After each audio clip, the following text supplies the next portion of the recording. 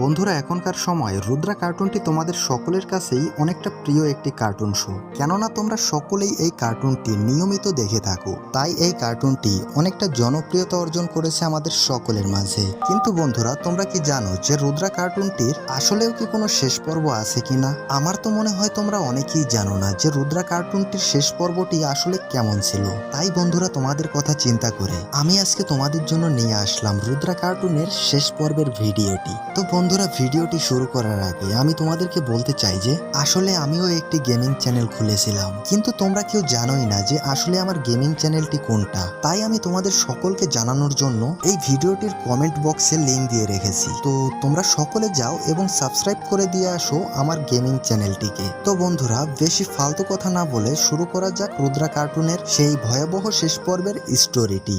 তো বন্ধুরা, আমরা এপিসোডটি শুরুতে দেখতে পাই যে একটি খারাপ ম্যাজিশিয়ান সানসিটিতে এসে ম্যাজিকের সাহায্যে সানসিটির প্রত্যেকটি মানুষকে তার বশে নিয়ে আসে। এখন সানসিটিবাসী সম্পূর্ণরূপে একটি বিড়ালের মতো আচরণ করতেছিল।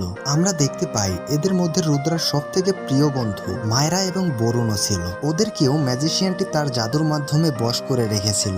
এরপর আমরা জানতে পাই যে এই খারাপ ম্যাজিশিয়ানটির নাম ছিল শু ম্যাজিশিয়ান। আসলে এই শু ম্যাজিশিয়ানটি সানসিটিতে এসেছে রুদ্রা এবং জাইসিং চৌহানকে হত্যা করার জন্য। কেননা শু ম্যাজিশিয়ানের একটি বদমাশ মার্কা স্টুডেন্টকে রুদ্রা এবং ওর দাদাজি খুব খারাপভাবে হত্যা করেছিল।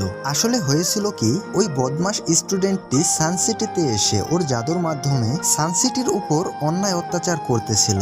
এরপর রুদ্রা এবং জাইসিং চৌহান এই খবরটি শুনে সাথে সাথে চলে যায় সানসিটি শহরে। ওখানে গিয়ে ওরা সেই বদমাশ স্টুডেন্টের সাথে জাদুর সাহায্যে লড়াই করতে শুরু করে। বেশ অনেকটা সময় ধরেই তাদের মধ্যে লড়াই চলে। এরপর রুদ্রা খুবই রেগে গিয়ে একটি ভয়ানক আঘাত করে ওকে। সেই ভয়ানক আঘাতের ফলে সেই ছেলেটি ওখানেই মারা যায়। অন্যদিকে আবার শু ম্যাজিশিয়ান শুনতে পায় যে তার সব থেকে প্রিয় স্টুডেন্টকে কারা যেন হত্যা করেছে। তাই শু ম্যাজিশিয়ান সঠিক ইনফরমেশন নিয়ে চলে আসে সানসিটিতে রুদ্রা এবং জাইসিং চৌহানকে হত্যা করার জন্য। তো আমরা শুরুতে দেখতেছিলাম যে শু ম্যাজিশিয়ান সানসিটিবাসীদের তার বশে নিয়ে আসে এবং সে চলে যায় জাইসিং চৌহানের মহলের সামনে। মহলের দরজাটি ভিতর থেকে বন্ধ থাকার কারণে সে তার বসে থাকা মায়রাকে বলে, তুমি ভিতরে গিয়ে দরজাটি খুলে দাও। মায়রা এক লাফ দিয়ে পাঁচিল টপকে চলে যায় দরজাটি খুলতে। দরজাটি খোলার পর শু ম্যাজিশিয়ান সানসিটির কিছু লোককে এবং মায়রাকে নিয়ে যেতে থাকে রুদ্রাকে এবং জাইসিং চৌহানকে খোঁজার জন্য।